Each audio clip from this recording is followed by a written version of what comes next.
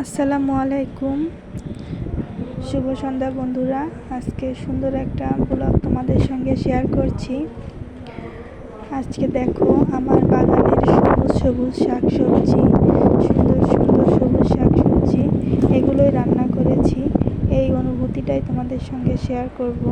দেখো সুন্দর একটা চাল কুমড়ো আর কিছু পুঁই শাক, কিছু বরবটি, কিছু ঢেঁড়স, এগুলো কিন্তু সবই আমার সবজি বাগানের। আর সেই সবজি বাগান থেকে এই যে দেখো পানি পানি লাগছে, এখন কিন্তু বৃষ্টি হচ্ছিল। এই বৃষ্টি ভেজা সকালে সবজিগুলো তুলে আনছি, এটা কিন্তু একটা চরম অনুভূতি। এই সুন্দর সকালবেলা হালকা বৃষ্টির ভিতর এই যে সবুজ শাকসবজিগুলো তুলে আনা, তারপর এগুলো রান্না করা, এগুলো কিন্তু একটা দারুণ অনুভূতি। তারপরে দেখছো এই যে লাল পুঁই শাক, এটা কিন্তু আমার কাছে অনেক ভালো লাগে। লাল পুঁই শাকটার ডাঁটাগুলো অনেক সুন্দর।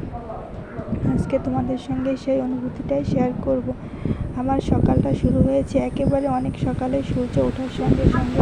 দেখো হালকা মেঘ করেছিল, সঙ্গে বাতাসও হচ্ছিল, তার সাথে হালকা বৃষ্টি। আর চাল কুমড়ো দিয়ে কী রান্না করলাম সেগুলো তোমাদের সঙ্গে শেয়ার করব।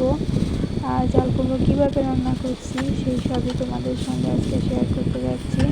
সবাই আমার চ্যানেলটাকে সাবস্ক্রাইব করে দেবা আর সবাই আমার চ্যানেলের পাশে থাকবা। আশা করি এখান থেকে প্রতিদিনই সুন্দর সুন্দর ব্লগ ভিডিও দেখতে পারবা আর আমার চ্যানেলের পাশে থাকবা ইনশাআল্লাহ।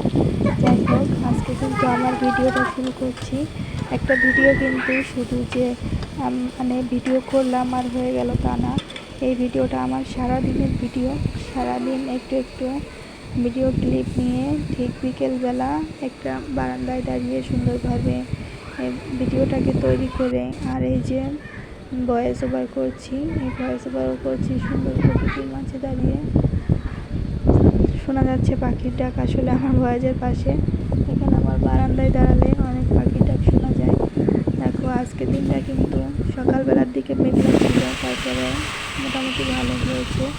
আমি এখানে চাল কুমড়োগুলো কেটে নিয়েছিলাম, কেটে ভাজি করে নিচ্ছি। চাল কুমড়ো দিয়ে ডিম দিয়ে রান্না করব, কিছু মশলা কষায় নিচ্ছি। আর এখানে দেখো সব সুন্দর করে ভাজি করে নিয়েছি। চাল কুমড়ো ভাজতে কিন্তু অনেক সময় লেগেছে, 3বার ফ্রাই প্যানে দিয়ে ভাজা লাগছে।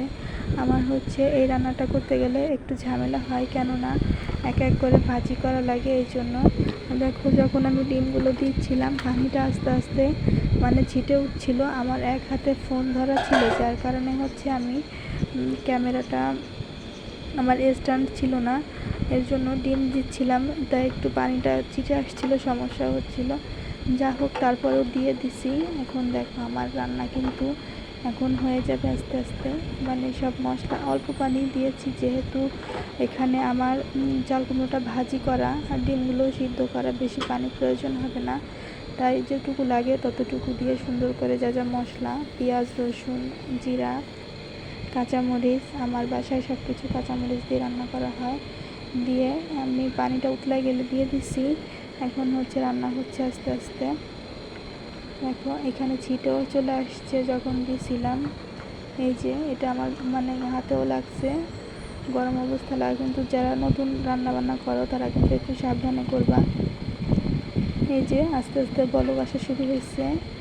এভাবে দেখো আমার কিন্তু রান্না করতে কিন্তু এই জিনিসটা রান্না করতে কিন্তু সময় লাগে না, শুধু ভেজে নিতে একটু সময় লাগে। কিন্তু ফ্রাই প্যান বড়ো হলে আর ঝামেলা হয় না।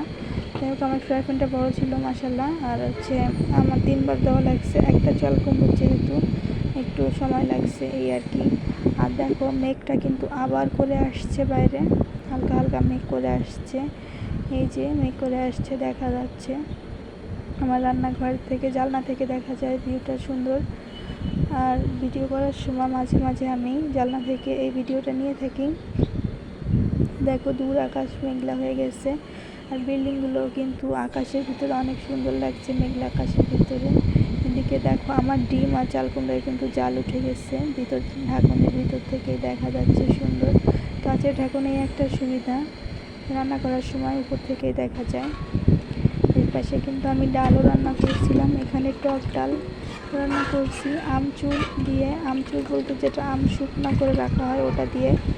আজকে ডালটা একটু বেশি টক হয়ে গেছে, আমার অনেকগুলো মানে 4-5 মানে 6-7টা দিয়ে ফেলছি, যার কারণে বেশি টক হয়েছে। এগুলো আমি পরে উঠাই ফেলছিলাম কিছু। তারপর ডালটা টক হয়ে গেছে মোটামুটি। যাই হোক, টক ডাল কিন্তু খাইতে অনেক মজা লাগে। আর ডাল অল্প একটু রান্না করছি, আমার মানুষ হচ্ছে 3-4 জন, এর জন্য হচ্ছে বেশি রান্না করা লাগে না। এদিকে দেখো আমার এই যে চাল কুমড়োটা কিন্তু হয়ে আসছে প্রায়। ঢাকনটা উঠে নিলাম, এখন একটু নেড়ে চেড়ে দিব। এখানে হচ্ছে রান্নাটা তেল ফুটে গেলেই রান্না হয়ে যাবে।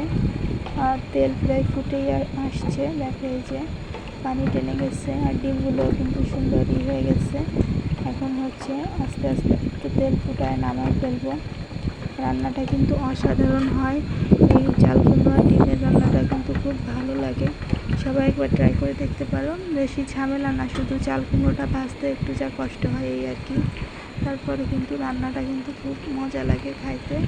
মাঝে মাঝে রান্না করে খাওয়াই যায়। আর এখন তো যেহেতু চাল কুমড়োর সময়, খাওয়া যায় এখন কিনে জালি জালি যে চাল কুমড়োগুলো, এগুলো দিয়ে রান্না করলে খুব ভালোই লাগে।